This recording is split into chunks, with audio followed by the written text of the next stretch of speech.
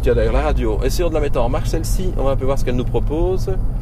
Alors, Zo.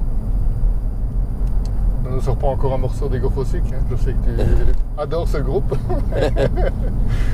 Alors. On va refaire un morceau sur Land Rover. Non, en effet.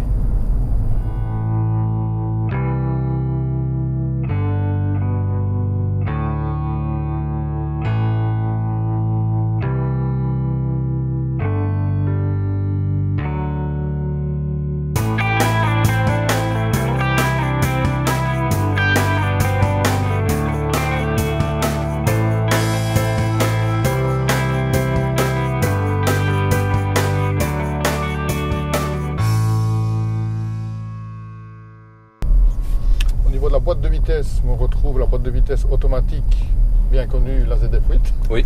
Donc, forcément, elle est disponible qu'en version intégrale.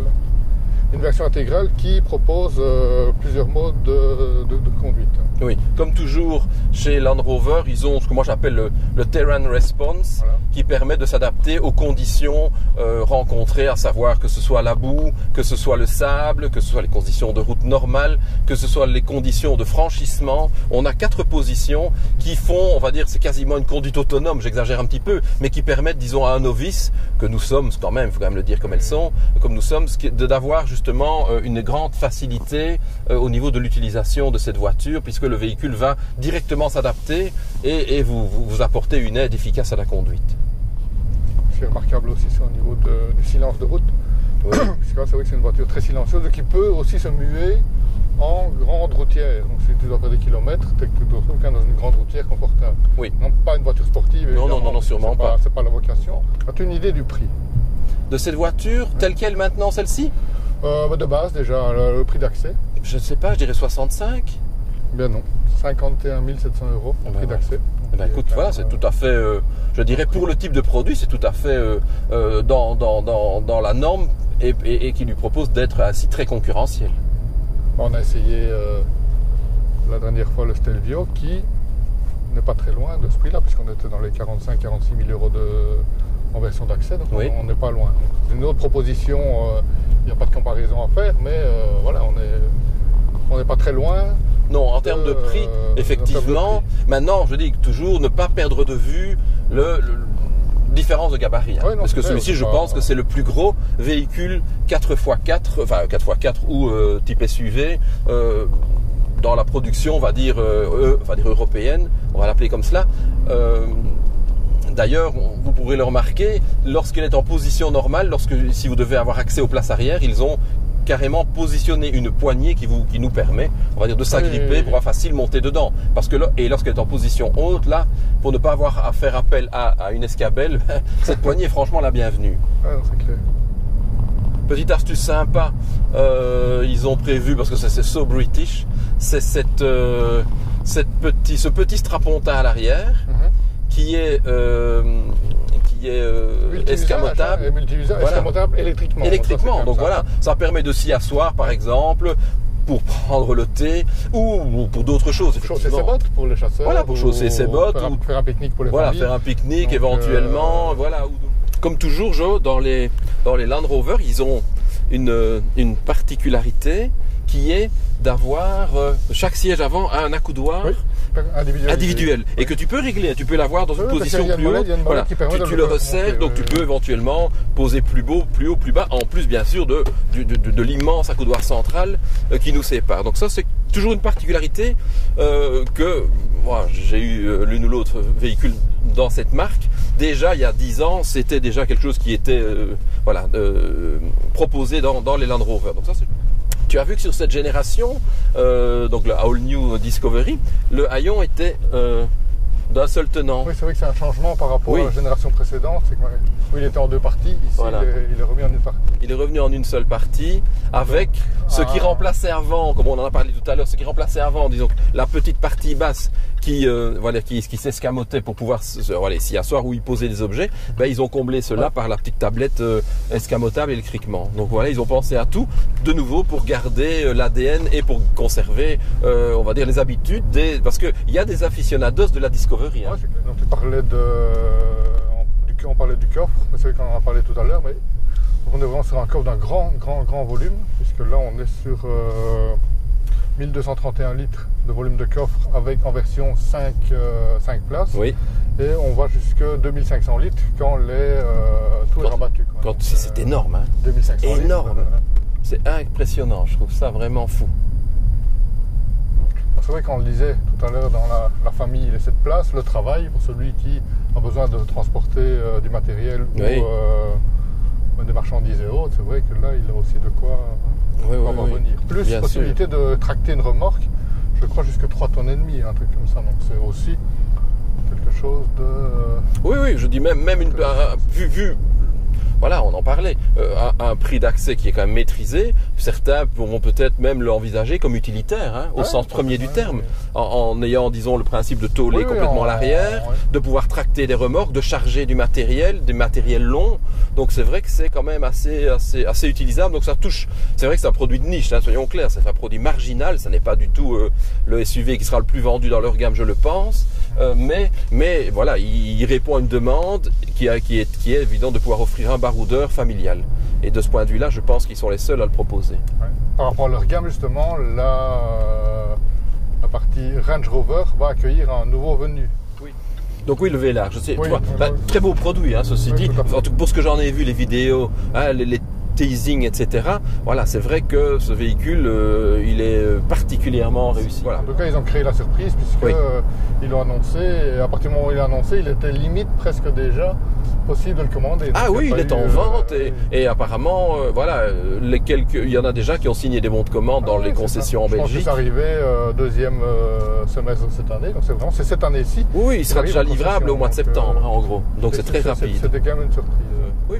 Voilà, audace de la part de Land Rover, mais depuis toujours. Hein, depuis toujours, on veut dire que Land Rover maintenant est devenu vraiment une marque très dynamique, qui propose des produits variés, toujours dans son ADN, et qui n'hésite pas à se remettre en question qu'une politique, disons, voilà, d'offres qui est particulièrement alléchante. Tout comme Jaguar, hein, je vous dis, ils viennent bien dans... Absolument. Ils renouvellent progressivement leur gamme et voilà. Qu'est-ce qu'on dit? Merci Tata. Non, c'est clair.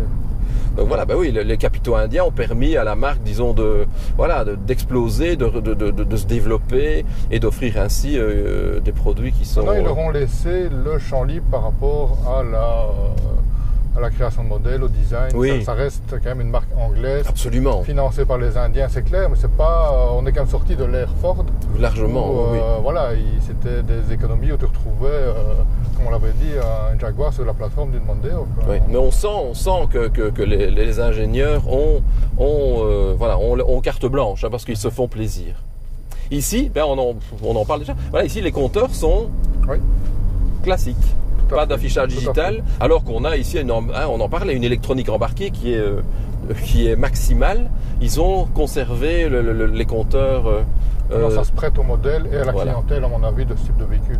Tout à fait. Avec les doubles compteurs, compteur compte tout, la petite casquette. Donc tu l'as filmé, je pense. Et très beau volant. Le volant, oui, le volant, tout à fait. Très beau volant. Qui a une bonne préhension du volant. Et, volant cuir. Une belle présentation et voilà, ici assez simplifié, je trouve. Avec les deux molettes, de chaque côté. Donc, rappelle-toi, dans certains véhicules qu'on a pu essayer, moi je me plaignais un peu que sur le volant il y avait une quinzaine de boutons, touches. Ici, voilà, ils sont plus concentrés. Deux petits satellites ronds et deux commodos verticaux en dessous. Donc je trouve que ça c'est bien. Alors Joël, pas belle la vie? Quand même, hein. Quand même, tu vois. Surtout en Discovery. Mais tu vois, regarde, c'est pas si mal, hein, je trouve.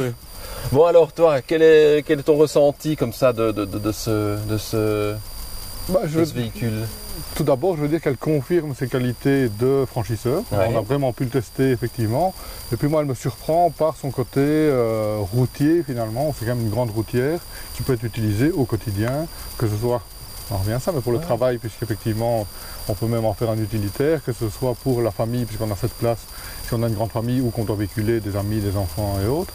Et voilà, et puis le côté aussi loisir pour le loisir, parce que ce soit, pour ici, pour les chasseurs, on l'a dit, qui viendraient, pour le pique-nique en famille, donc c'est vrai qu'il y a quand même ce côté polyvalence qui est quand même vraiment très intéressant pour le véhicule, pour un prix qui est quand même très abordable, puisque comme on l'a dit, vu le prix d'entrée de gamme, c'est quand même accessible pas à tout le monde, mais c'est quand même accessible à une grande majorité de personnes qui cherche ce type de véhicule. Donc, pour ces deux éléments-là, moi je lui mettrais les 4 étoiles. Ouais. Et toi? Ben moi aussi, disons que je suis... J'étais un petit peu sur la défensive par rapport au relooking, on va dire, de la voiture, mais ça n'en est pas un. C'est un tout nouveau véhicule. Donc c'est vrai que sur les photos, j'avais peut-être eu la sensation qu'il serait un petit peu massif et peut-être un tout petit peu trop imposant. Mais je dois avouer que voilà, l'évolution proposée finalement est esthétiquement assez harmonieuse, qu'ils ont vraiment réussi leur pari, c'est-à-dire d'offrir un baroudeur familial pour 5-7 personnes éventuellement. Donc oui, non, je dois dire que dans l'offre actuelle, elle n'a pas vraiment de concurrent, je pense. Elle est un petit peu toute seule à proposer ce type de dualité, de compromis. Et donc là, je te rejoins, oui. C'est vrai qu'ici, on a un véhicule qui, rapport qualité-prix, prestations routières et off-road, est à la hauteur. Donc, elle mérite bien son pédigré de Land Rover. Et je lui mets 4 étoiles également. Pour moi, elle les mérite amplement. Je ne vois pas pourquoi lui enlever. Il y a le gabarit, oui, 5 mètres, 2 mètres, 2 tonnes. Mais bon, voilà, celui qui recherche un produit habitable, confortable et capable de l'emmener partout, il aura un excellent produit. Et donc par rapport à ça, on avait eu l'idée de trouver un petit slogan pour notre petite chaîne. Et donc on a soumis au vote du groupe le slogan. Oui, donc et quel est les suffrages finalement l'ont emporté vers nos petits essais entre amis? La chaîne YouTube qui rend les passionnés de bonne humeur.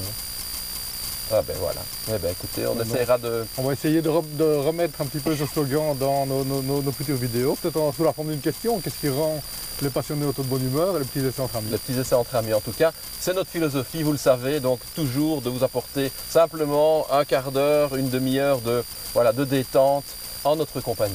Donc n'hésitez pas, chaîne YouTube, page Facebook, groupe Facebook. On est partout et on vous attend. Allez, à très vite. À la semaine prochaine. Salut Ciao. à tous.